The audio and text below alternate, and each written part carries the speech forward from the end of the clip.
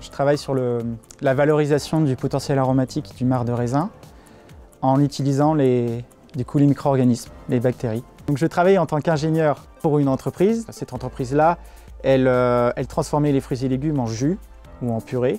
Et donc du coup, j'ai vu tous les déchets, les coproduits, ce qu'on appelle les coproduits qui sont générés. Quand j'ai vu ça, je me suis dit, c'est pas possible, il y a des tonnes et des tonnes et des tonnes. Il faut vraiment le voir pour le croire. En fait, on voit tout ce qui est jeté, quoi. Et en fait, tout ça, on a peu de solutions aujourd'hui pour pouvoir vraiment les valoriser. Et mon idée, c'était d'aller chercher à l'intérieur les petits raisins, en fait, ce qu'ils ont encore à dire par les bactéries. Et c'est ce qui a donné la thèse.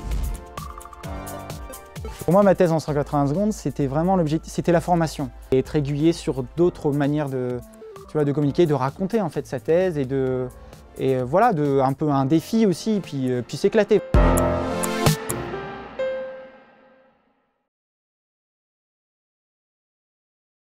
Bonjour le jury, bonjour à tous. Merci de vous être déplacés si nombreux aujourd'hui. Alors, pour désigner le premier passage, on a tiré la courte paille et manifestement, c'est moi qui ai perdu. Alors du coup, je préfère vous le dire tout de suite, je suis un peu en panique. Donc, pour démarrer, je vous propose que pour parler de ma thèse, je vous parle de moi. En 2017, je travaillais dans une entreprise qui fabriquait des jus de fruits et légumes. À partir du fruit, on obtenait le jus et une masse compacte faite de la peau et des pépins qu'on appelle le marc. Ce marc, ce déchet, on ne sait pas bien quoi en faire. Et pourtant, il y en a beaucoup. Pour 10 litres de jus en moyenne, on a 3 kg de marc. Imaginez, tout ce marc ne trouve pas sa raison d'être.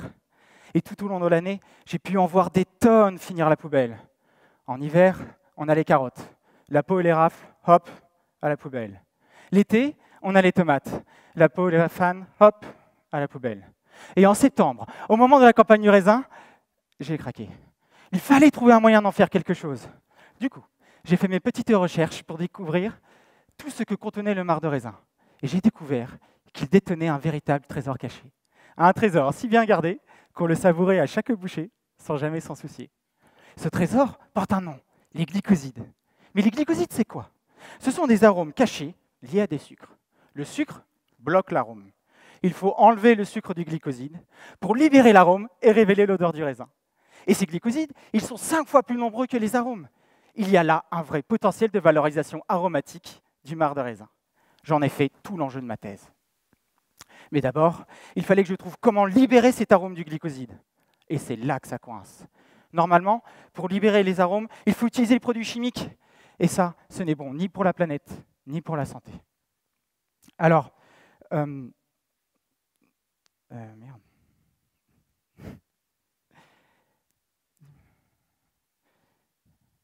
Alors, avec mon entreprise, on a décidé qu'on allait explorer une nouvelle voie, la fermentation par les bactéries.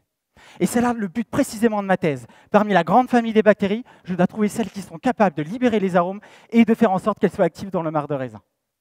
Du coup, l'idée, c'est de mettre les bactéries dans le marc de raisin. Elle doit alors couper l'arôme, la liaison entre le sucre et l'arôme, et libérer l'arôme. Leur récompense, c'est le sucre, qu'elles mangent pour leur croissance, pour se multiplier, et ainsi libérer à nouveau des marcs de raisin. C'est là.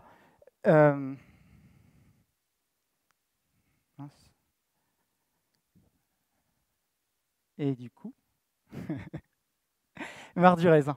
Et donc du coup, moi, à ce moment-là, je vais récupérer tous ces arômes-là, je vais les utiliser dans des parfums qui s'appelleront sans doute odeur de raisin fermenté. Et merci pour l'écoute. Merci beaucoup, bravo Maxime.